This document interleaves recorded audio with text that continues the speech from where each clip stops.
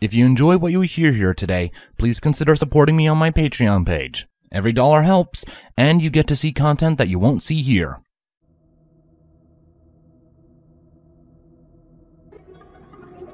Chapter 35. Within the Hive Mind. The First Hive. Immortalis hummed to herself. The Empress could feel the new additions to the Hive Mind clear as day. She had sought them out the moment Queen Cocoon had reported back to her about Ponyville, and she was most pleased that the Queen had followed her instructions without fail. It meant the conditioning was working as intended. No changeling had questioned her, and all were loyal beyond reasonable doubt. At least on the surface.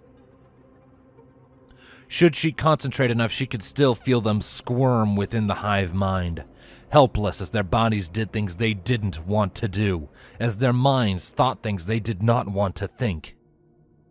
It was all really quite entertaining. Of course, if they ever wanted even a modicum of free will, they would have to learn to accept it, to embrace it, like a dog becoming loyal to the hoof that feeds them. She had been too lenient on them last time around. She would be careful not to make the same mistake this time. Especially when it came to her. She had quickly become the Empress's favorite new pet. She had power, knowledge, and experience beyond the other changeling queens, despite her young age. While the others had hidden away like cowards, she had fully engaged with the world beyond, and been forged by those experiences. So much like her ancestor.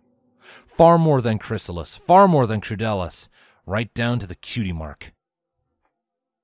A prime opportunity for revenge on the deceased queen, and even more of an opportunity in the subjugation of Equestria. She held a place in the hearts of all ponies, but none more so than the powers that rule. Twilight Sparkle would break their hearts, and in doing so, the Empress would break the Changeling Queen's spirit. Immortalis became curious as she reached out towards the mare in question, and found her not to be squirming as the others were. Rather, she could feel almost a sense of nostalgia emanating from the Changeling Queen. "What are you up to?" The Empress closed her eyes and plunged herself into the Hive Mind fully. When she opened them, she found herself in a vast, blue-tinged void filled with a thin layer of mist. Electrical impulses shot around her, and thousands of little blue orbs floated around the expanse like petals against a breeze. Her subjects. Oh, how she pitied the other changelings. They could never experience the Hive Mind like she did. They were stuck forever in the outside world, only ever experiencing the Hive Mind as some form of communication between one another. They could never see what lay within, the eternal beauty of her realm. From Queen Twilight's memories, she surmised that Princess Luna of Equestria might be the only being to even remotely understand with her command of the Dream Realm. But even then, the Hive Mind was far more. Like Luna, she could interact with each of those individuals before her. But unlike the Alicorn, she could do far more than that. They were hers to control, to command. She was the power here, and they had none, unless she allowed it. And what happened here would affect the waking world, and it was through her divine will that any of it was able to function as it was.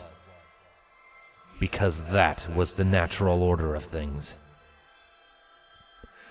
And there she was. One lavender-colored orb floated down towards the Empress as she directed it to. It flickered gently as Immortalis took it in her hoof, examining her connection to Twilight Sparkle's subconscious curiously. She then gently lowered her horn to the orb, and on the connection being made, the orb vanished in a brilliant flash of light, as the world around Immortalis shifted. Gone was the vast expanse of floating mines. Gone was the mist, the view of the whole hive mind the realm offered. Now she found architecture rapidly constructing around her, as if time was moving at an accelerated rate.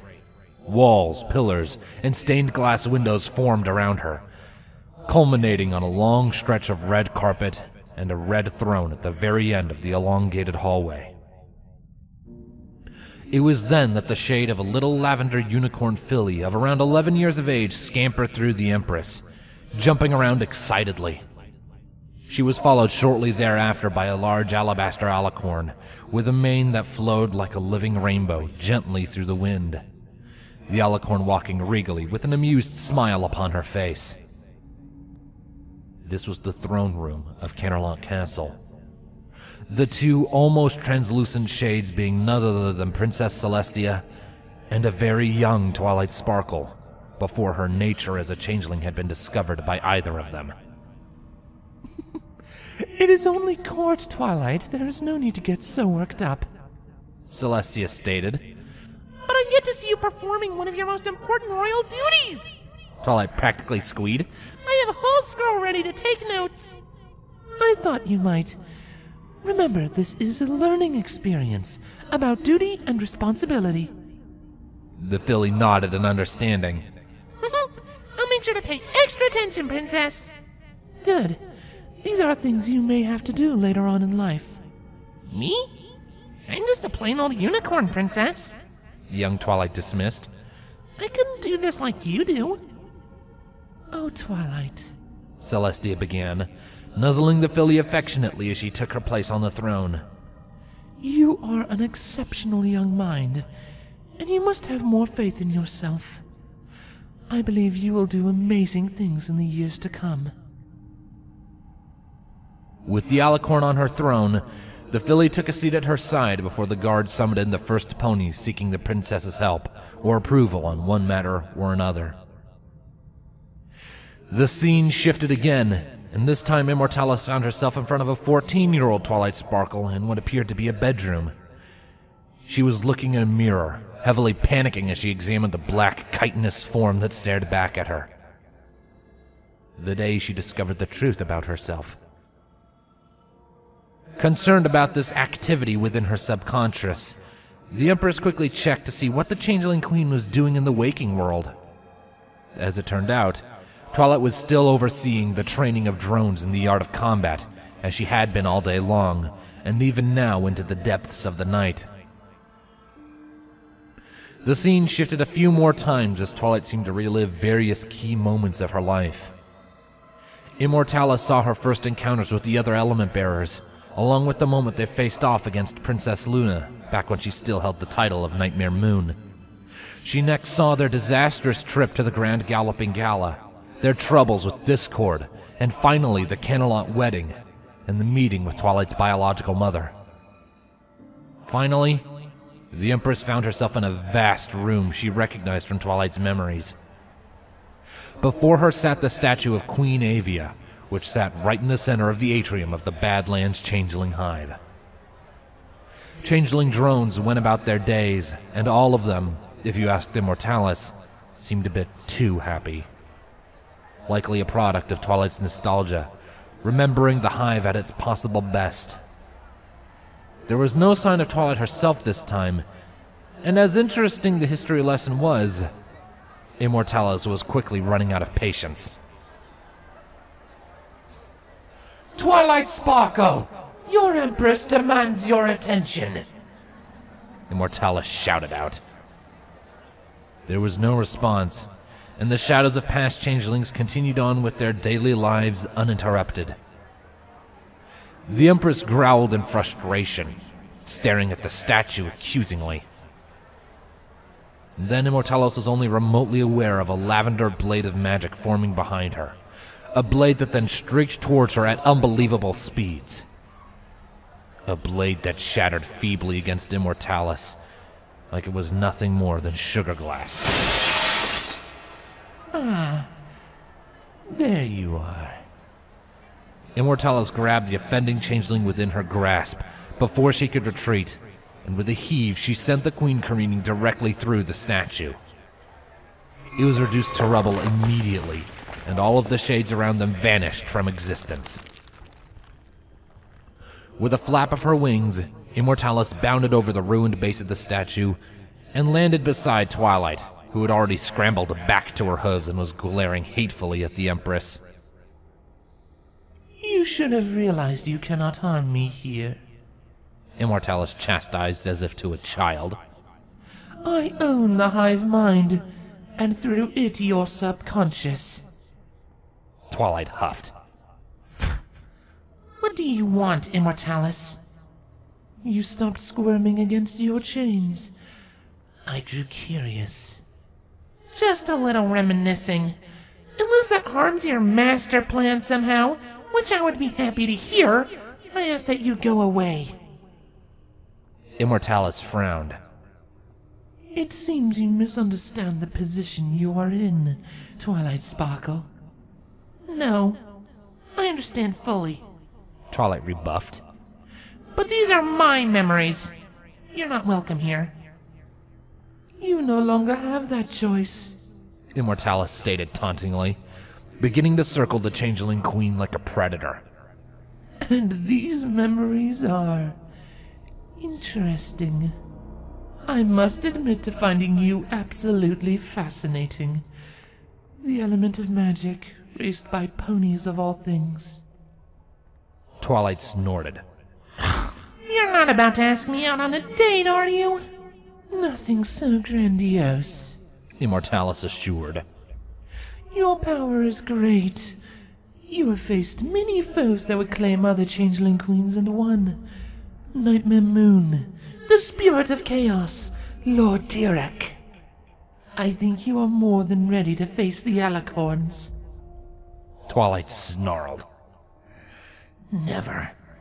I will never harm them for you. You will. Immortalis stated a simple fact. You are my prize weapon to be used against them. But why? What's the point? It's the natural order of things. You keep saying that. Twilight pointed out. But how is any of this within the natural order of things you claim it to be? Our hierarchy is clear, and you're clever enough. I'm sure you can figure it all out, Immortalis remarked. Enlighten me anyway. Twilight deadpanned. Immortalis stared at the queen for a moment, and then snorted. Fine. We have a hierarchy, do we not? The Empress, and the Queens, then the drones. The ponies and other creatures do not fall in line with that hierarchy. They are below even the drones, yet they act otherwise. For there to be true order in this world, they need to be put in their place. You're wrong. Twilight rebuffed. Neither is superior. Among friends, you're always an equal. How amazingly naive, Immortalis stated. Just look at you among the other element bearers. Your superiority to them was clear from the beginning. I don't think so. I wouldn't be who I am today without them. What a shame. Who are you? Twilight asked, glaring at the Empress. I mean, really, who are you? If the Changeling Empress remains at the top of this hierarchy of yours, why has there never been another? Because there is only one, Immortalis stated. I was much like you once, a young changeling queen with such a starry-eyed view of the world. But my abilities grew, and I gained a hold over the Hive Mind. No other queen could ever hope to match me. I became the apex of all changelings. So in the end, you're just a normal changeling queen with a bit of extra power and a massive ego. Twilight taunted. I thought as much. I am so much more, Immortalis proclaimed, slamming Twilight into a nearby wall with a burst of magic. Do not mistake me for that fool Crudelis. She was nothing but a helpful pawn in my return. Then why do you fear me?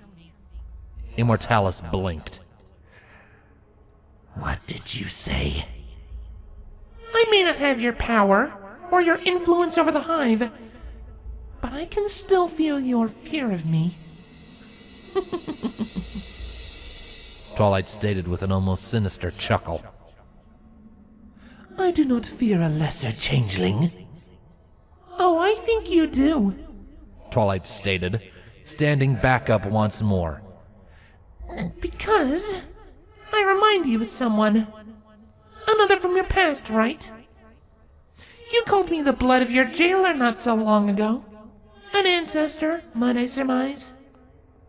Immortalis growled. Queen Crepuscule. A defiant queen who wielded all 6 elements of harmony and gained a cutie mark from it. And 4,000 years ago she imprisoned me with them. Ah, Twilight said in understanding. so that's why. I wield an element. I have a cutie mark. You're scared of what I might do if I break free. Which is why you won't, Immortalis stated. She only broke free because she had too much free will granted to her. You will have none. And I shall break you before long. Your friends, your family. I shall make their blood stain your hoofs for all eternity. Twilight's pupils dilated, and with a shout of rage she lunged at the Empress again. But she was done entertaining the Queen. Thus she swiftly departed back into the waking world, while taking immense pleasure in her kicks and screams against the unbreakable chains that imprisoned her.